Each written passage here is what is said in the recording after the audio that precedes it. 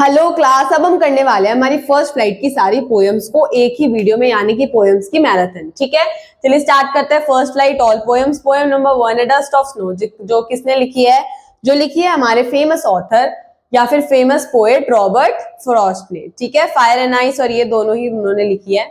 चलिए स्टार्ट करते हैं डस्ट ऑफ स्नो से, बाय रॉबर्ट फ्रॉस्ट। अब हम इसकी थीम और मीनिंग देखेंगे। हम लोग पूरा नहीं पढ़ेंगे कि मतलब पोएम में क्या था, हम लोग बेसिकली ये पढ़ेंगे कि पोएम कहना क्या चाहती थी। ठीक है, तो चलिए theme and meaning. A small movement in nature has the power to change a bad mood. अब देखो, नेचर में कुछ भी छोटा सा भी मूवमेंट होता है या छोटा सा भी कोई मूवमेंट होता है ना, तो वो ये एबिलिटी रखता है कि वो हमारा मूड चेंज कर सके। अब इसमें कैसे हुआ था? The poet describes how a crow shakes the dust from a hemlock tree onto him, lifting his gloomy spirits and reminding us that beauty as positive can come from unexpected places। तो यानी कि जो crow होता है वो किसके नीचे बैठा होता था? ऑथर हेमलॉक ट्री के नीचे बैठा होता था।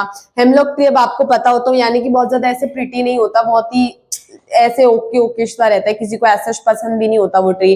वो उसके नीचे बैठा हुआ था। अब वहां पे क्रो आता है, क्रो उसके ऊपर बैठता है। जब क्रो उसके ऊपर बैठता है ट्री के ऊपर, तो वो शेक होता है, उस पर स्नो होती है, तो स्नो की फ्लेक किसके ऊपर आके गिरती है? ऑथर के ऊपर आके गिरती है। तो ऑथर क्या बोलता है, पोइट क्या बोलता है कि उसका मूड एकदम से sudden change in his mood. अब वो कैसे होता है? वो बहुत ज्यादा अपसेट था, बैड मूड था उसका, बिल्कुल भी अच्छा फील वो नहीं कर रहा था, लेकिन एकदम से उसका मूड चेंज हो जाता है, वो एकदम चीयरफुल हो जाता है, हैप्पी हो जाता है, जॉयफुल हो जाता है। ठीक है, तो इससे हमें क्या मिला कि नेचर का कोई एक मूवमेंट भी हमारे मूड को चेंज करने की एबिलिटी रखता है।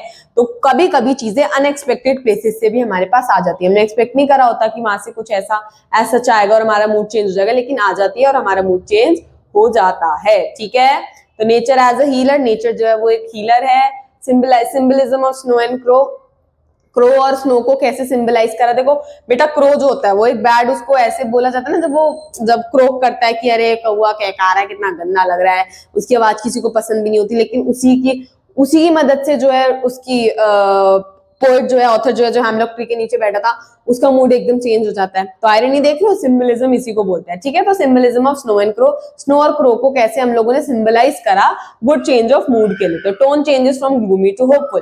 तो ग्लूमी यानी कि मूड जो है वो आता है, कुछ चीज का मन नहीं कर रहा था, उससे किस में बदल जाती है? होपफुल में बदल जाता है उसका मूड एकदम से। ठीक है, समझ आया बेटा जी?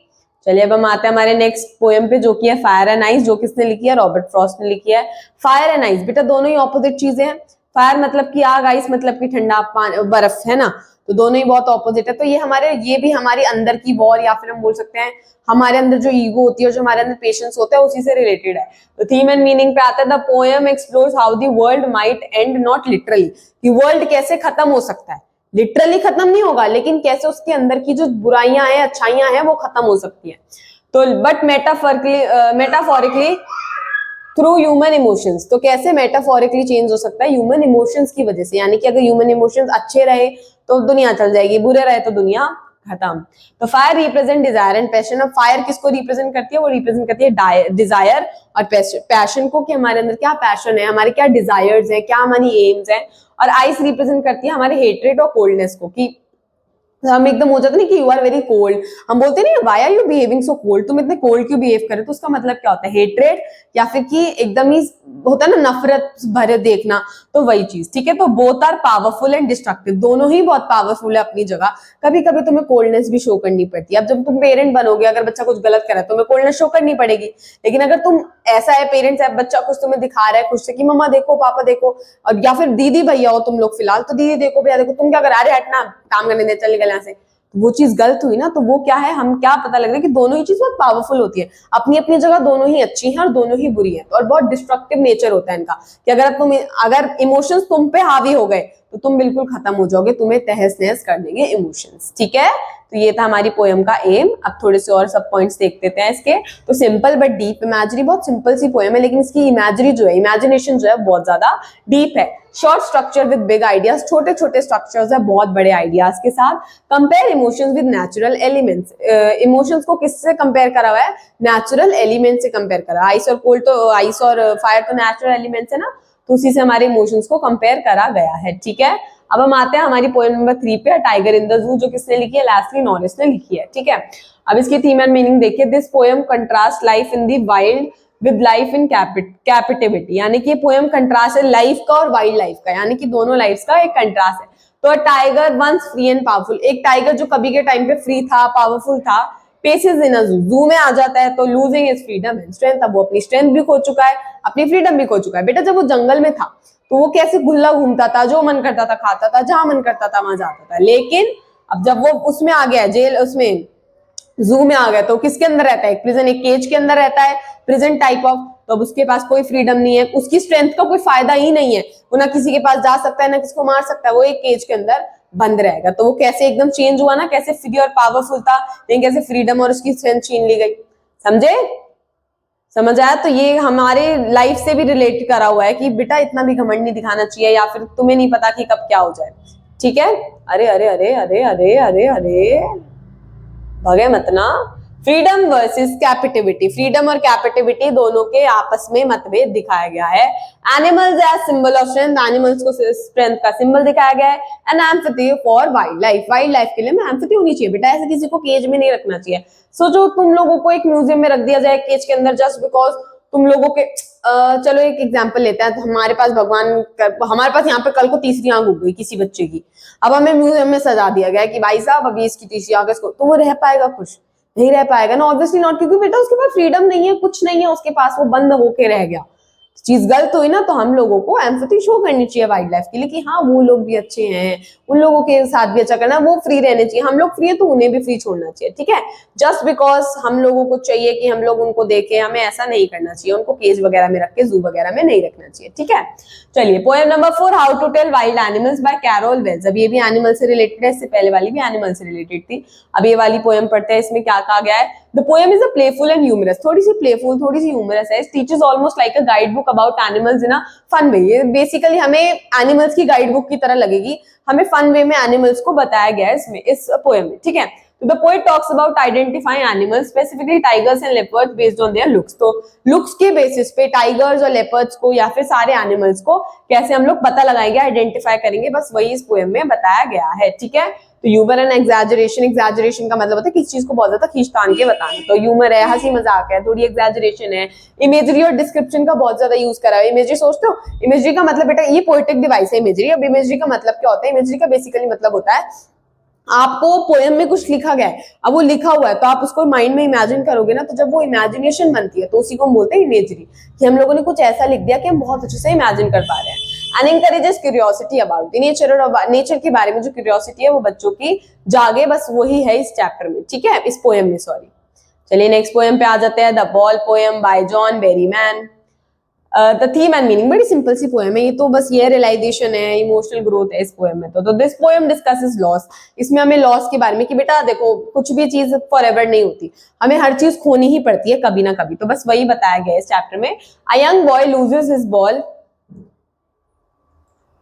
this poem discusses loss. A young boy loses his ball and learns that some losses are bigger than the object lost. तो उसको पता लगता है, देखो उसको बॉल बहुत प्यारी थी, जब उसकी बॉल खोती है तो वो बहुत ज्यादा अपसेट हो जाता है, वो उसको ढूंढने की कोशिश करता है, उसका मूड बहुत डाउन हो जाता है। तो उसको ये चीज समझ आती थी कि कुछ लॉसेस जो होते हैं ना वो ऑब्जेक्ट से बहुत ज्यादा बड़े होते हैं, यानी कि उसको बॉल खोने का डर नहीं था, दुख नहीं था, उसको उस बॉल के साथ जो अटैचमेंट था, जो उसकी मेमोरीज थी उस बॉल के साथ, उसको उन्हें खोने का डर था। तो अब ये बॉल के साथ तुम लोगों ने वो करा, क्या कहते हैं, लिंक करा। अब इसी को तुम थोड़ा सा ह्यूमन लाइफ के साथ लिंक करो कि हम लोगों को उस इंसान के जाने का दुख नहीं होता, उसकी जो मेमोरीज होती है, उसके साथ जो अच्छा टाइम स्पेंड करा, हम लोग को उस चीज का दुख होता है। ठीक है, तो they are lessons in life about letting go and growing up. तो यही लेसन होते हैं कि हमें कभी कभी कुछ चीजों को लेट गो करना चाहिए और आगे बढ़ जाना चाहिए। ठीक है बेटा, इसको आप लोग दिमाग में लगा सकते हो, 10वीं क्लास में आ गए हो, मुझे सीधा सीधा लिंक देने की जरूरत नहीं है, तुम समझ जाओ मैं कहाँ बात को लेके जा रही हूँ। जो हुआ सो हुआ, जो आया वो आया, जो गया वो गया, बेटा लेट गो, ग्रो अप, कोई अच्छा तुम्हें मिल ही जाएगा। ठीक है, वैसे भी तुम पढ़ाई करो भी, इन सब चीजों का टाइम नहीं है। Loss as a universal experience, अब जो लॉस है वो एक यूनिवर्सल एक्सपीरियंस होता है, हर कोई कुछ ना कुछ खोता है, कोई किसी चीज को खोता है, कोई इंसान को भी खोता है, तो ये तो यूनिवर्सल है, तुम्हें एक्सेप्टेंस होनी चाहिए इस चीज की, एक्सेप्ट करो इस चीज को कि कभी ना कभी वो चीज तुमसे दूर जाएगी ही जाएगी। इमोशनल ग्रोथ, कैसे तुम्हें इमोशनली ग्रो होना चाहिए कि हाँ जो हो गया चलो रहने दो। Symbolism of the ball, symbolism भी बेटा एक पोएटिक डिवाइस है, इसके बारे में भी हम आगे जब मैं आप लोगों के लिए पोएटिक डिवाइसेस की अभी 1-2 दिन में वीडियो डालूंगी, 1-2 दिन में क्या कल ही डाल देते हैं, तो जब पढ़ाऊंगी मैं। ठीक है, तो पोएम 6 आ जाओ, अमांडा बाय रॉबिन कैलन। अब अमांडा कौन थी, हमारी एक प्यारी सी गर्ल थी। ठीक है, गर्ल, जे औरत, Theme and meaning. The poem is about a child named Amanda who dreams of freedom but faces constant scolding from adults. तो एक ऐसी लड़की मतलब जिसको अपने सपनों से बहुत प्यार था, मतलब वो वाली कहानी मैं अपनी फेवरेट हूँ. Amanda was like that. तो उसको था कि बस मैं ये करूँ वो करूँ, मैं यहाँ जाऊँ वहां जाऊँ, मैं ये बनूं मैं वो बनूं. लेकिन उसके पेरेंट्स क्या बोलते थे, देखो उसकी इमेजिनेशन जो थी वो बहुत ज्यादा थी, लेकिन उसके पेरेंट्स क्या बोलते थे कि बेटा इस लिमिट में सोचो जो तुम बन सको. तुम बेटा उतने ही पैर फैलाओ जितनी तुम्हारी चादर है. लेकिन वो उतने पैर नहीं फैलाती थी, वो पूरे ही चौड़े पूरे बेड पे फैल जाती थी वो. तो उसके पेरेंट्स ने क्या बोला, उसके पेरेंट्स उसको बस इसी चीज को लेके डांटते थे कि कुछ ऐसा सोचना भाई जो रीजनेबल हो, जो तू बन सके. अब जब हम बना ही नहीं सकते तुझे वो, तो तू सोच ही क्यों रही है बनने का. ठीक है, तो बस वही था. तो उसको डांट पड़ती रहती थी अमांडा को कि ऐसा मत ना करा भैया, ऐसा मत ना करा, पर वो करे भैया. ठीक है, तो it shows how children feel under. पर ये देखो ये चीज गलत है. उसके पेरेंट्स को ना ये चीज समझनी चाहिए थी कि जो बच्चा सोच रहा है उस चीज को वो बोले कि हाँ बेटा ठीक है, लेकिन थोड़ा प्रैक्टिकल भी सोचो. समझाना चाहिए था, डांटना नहीं चाहिए था. तो it shows how children feel misunderstood. बच्चों को मिसअंडरस्टैंड करा जाता है पेरेंट्स के through, and how there imagination is different from adult expectation. अब मेरे पापा सोच रहे हैं मैं डॉक्टर बनूं, लेकिन मुझे बनना फैशन डिजाइनर ही है. तो भैया मैं तो फैशन डिजाइनिंग में ही जाना चाहूंगी ना, मैं क्यों डॉक्टर बनना चाहूंगी. मेरे पापा की जो एक्सपेक्टेशंस है वो मेरी इमेजिनेशन से अलग है. ठीक है, समझ आ गया बच्चों, मेरे प्यारे बच्चों. चलिए आगे चलते हैं. अरे अरे फिर क्या भग गया यार, यू यार दुखी करता है यार. This is not fair. Childhood perspective. अब हम देखते हैं चाइल्डहुड. अब हमने क्या देखा इस पोएम में कि कैसे चाइल्डहुड का जो पर्सपेक्टिव होता है हमारा वो कितना डिफरेंट होता है हमारे अडल्टहुड से. ठीक है, तो टोन कैसी टोन है, थोड़ी प्लेफुल है लेकिन फ्रस्ट्रेटेड भी. ऑफ कोर्स जब हमने ये चैप्टर पोएम पढ़ी थी तो उसमें कितना इरिटेटिंग नहीं लग रहा था. क्या है यार, क्यों हो रहा है ये, समझो ना इसकी बात को भी. ठीक है, understand contrast between adult rules and child wishes. हमने देखा कि जो कंट्रास्ट होता है अडल्ट्स के बीच में और बच्चों की विशेष के बीच में वो कितना ज्यादा अलग होता है. और पेरेंट्स को ये चीज समझनी चाहिए, बेटा बच्चों को भी समझनी चाहिए. लेकिन वही है, बच्चे दिल के कच्चे मन के कच्चे, उन्हें कौन समझाए. ठीक है, चलिए अब हम आते हैं हमारी नेक्स्ट पोएम पे. हमारी नेक्स्ट पोएम है the trees by Adrienne Rich. ठीक है, तो tree symbolizes realization and freedom. अब रेजिस्टेंस एंड फ्रीडम. अब ट्रीज जो है वो क्या सिंबलाइज करते हैं, वो सिंबलाइज करते हैं रेजिस्टेंस और फ्रीडम, यानी कि खुशी, मतलब फ्रीडम एक तरीके से कि हमें जो मन करेगा मैं वही करूंगी. बेबी सी हूँ साउथ दिल्ली की, मेरा मन जो करेगा ना मैं वही करूंगी. तो the poet compares tree inside building with those in the forest. तो ट्रीज, अब पोएट इसको भी सिंबलाइज करता है किस चीज से, फ्रीडम से. और इसकी जैसे हमने पहले एनिमल वाली पोएम में पढ़ा, कैसे जो टाइगर था वो कैसा था, पहले बाहर था तो प्लेफुल था, स्ट्रेंथफुल था, एकदम फ्रीडम में था, फ्री था. लेकिन जब वो केज में आ गया, जब वो जू में आ गया तो उसकी सारी फ्रीडम छिन गई, सारी स्ट्रेंथ छिन गई ना. सेम ट्रीज के साथ है. अब बेटा जो बिल्डिंग के अंदर ट्रीज होंगे, क्या वो इतने खुश, क्या वो इतने अच्छे, क्या वो इतने हैप्पी, या वो इतने बड़े होंगे जितने कि वो फॉरेस्ट में होते हैं? Of course not. तो showing how inner strength eventually break barriers and find freedom. लेकिन स्टिल बिल्डिंग्स के अंदर जो ट्री होते हैं, आप उन्हें देखोगे वो बड़े होंगे भी ना तो वो बिल्डिंग्स को तोड़ के मतलब कहीं ना कहीं से अपनी जगह बना ही लेंगे. समझे? तो वही हमारी इसकी थीम है कि हमारी इनर स्ट्रेंथ जो होती है ना, वो कितनी भी कितनी भी कमजोर क्यों ना हो, या कितनी भी तुम उस पर रिस्ट्रिक्शन डालो, हमारी इनर स्ट्रेंथ उन सब बैरियर्स को तोड़ के फाइंड फ्रीडम, फ्रीडम ढूंढ ही लेती है. ठीक है, समझे? चलिए आते हैं symbolism of tree. Symbolism of tree यानी कि ट्रीज को सिंबलाइज करा गया है. Ideal of rebellion and freedom. इसमें फ्रीडम और रेबेलियन का, जैसे ट्री ने क्या रेबेल करा, ट्री ने बिल्डिंग्स के बीच में से भी निकल के अपनी ब्रांचेस को पूरा बाहर निकाल के बढ़िया ट्री बन गया ना, वही तो उसको फ्रीडम मिल गई अपने आप ही, खुद ही ढूंढ ली उसने. And personification of nature. Nature को पर्सोनिफाई करा गया. ये दोनों क्या है, सिंबलिज्म और पर्सोनिफिकेशन, पोएटिक डिवाइसेस है. हम जरूर पढ़ेंगे इन्हें, डोंट वरी बालक. चलिए अब हम आते हैं नेक्स्ट पोएम पे जो कि हमारी फॉग बाय कैरल सैंडबर्ग. ठीक है, a short but vivid poem. Short but vivid मतलब कि छोटी है पर जरूरी है. समझो बड़ा वो ना, छोटा पैकेट बड़ा धमाका, वही वाली ये पोएम है. That uses fog as a metaphor. Fog को मेटाफर की तरह यूज करा गया. मेटाफर अगेन क्या है, एक पोएटिक डिवाइस है. The fog move silently and mysteriously like a cat. अब जो फॉग है चुपचाप चलता है, किसकी तरह, कैट की तरह. कैट कट कट शांति से चलेगा, लेकिन कैट के पंजे होते हैं ना भाई साहब, वही फॉग के साथ है कि साइलेंटली चलता है लेकिन एक्शंस बड़े होते हैं. तो showing how nature can be काम बट पावरफुल. नेचर काम होता है लेकिन स्टिल पावरफुल होता है. फॉग बेटा, फॉग क्या है, फॉग सोचो, फॉग इतनी ताकत रखती है ना तुम्हें डिस्ट्रॉय करने की. अगर तुम्हें कुछ ना दिखे तो तुम्हें एक्सीडेंट भी हो सकता है तुम्हारा. तो वही वाली कहानी है कि हमने नेचर को कैसे देखा कि काम होता है लेकिन पावरफुल होता है ना. नेचर के साथ खिलवाड़ करोगे तो फिर दिक्कत तुम्हें ही आएगी. ठीक है, वही इस पोएम में हमने पढ़ा. ठीक है, मेटाफर का यूज है, इमेजरी का यूज है पोएट में, और कैसे मूड चेंज होता है, बस उसी का वो है, क्या कहते हैं, जिक्र है इस पोएम में। ठीक है, चलिए अब हम आते हैं नेक्स्ट पोएम पे, जो कि है the tale of custard the dragon the organize. बड़ी प्यारी सी पोएम है कि ड्रैगन, मतलब इसमें आयरनी देखोगे तुम कि उसका वो है ड्रैगन, लेकिन वो कैसे थोड़ा सा डरपोक है, लेकिन फिर तुम देखोगे कि वो डरपोक भी नहीं होता। ठीक है, तो a light hearted poem with animals as characters, animals को एज अ कैरेक्टर लिया गया है। अब इसके जितने भी 4 कैरेक्टर थे इसमें, बेटा उन चारों कैरेक्टर के नाम मुझे कमेंट में चाहिए, जरूर चाहिए, जरूर चाहिए, जरूर चाहिए। कस्टर्ड सीम्स कॉवर्डली, कॉवर्डली मतलब कि फट्टू टाइप, थोड़ा डरता था वो। ठीक है, but as the story unfold, लेकिन जैसे स्टोरी खुलती है, bravery isn't always what it seems, लेकिन हमेशा ब्रेवरी वो नहीं होती जो दिखती है। The poem contrast appearances versus reality and the idea of courage. हम लोगों ने इस पोएम में क्या देखा कि करेज यानी कि साहस और जो रियलिटी है वो कैसे दोनों में अलग अलग होती है। कि पहले जो इसके जो सारे एनिमल्स रहते हैं ना इसके ओनर के, तो सब बोलते हैं ना इसके अलावा, ड्रैगन के अलावा, कि यार हम तो बहुत पावरफुल है, ये कैसा सा ड्रैगन है वैसे तो ये, लेकिन ये कितना डरता है, हमेशा बस बोलता है मुझे केज में जाना है, मुझे केज में जाना है। लेकिन बाकी सब बोलते हैं हम तो ये कर लेंगे वो कर लेंगे। लेकिन एक दिन क्या होता है, एक दिन चोर आता है, लेकिन उसका ओनर सब वगैरह सब डर जाते हैं, लेकिन जो ड्रैगन होता है नहीं डरता। ड्रैगन जाता है, झपट्टा मारता है, उसको खा जाता है। और फिर इवेंचुअली किसने बचाया, ड्रैगन ने सबको बचाया।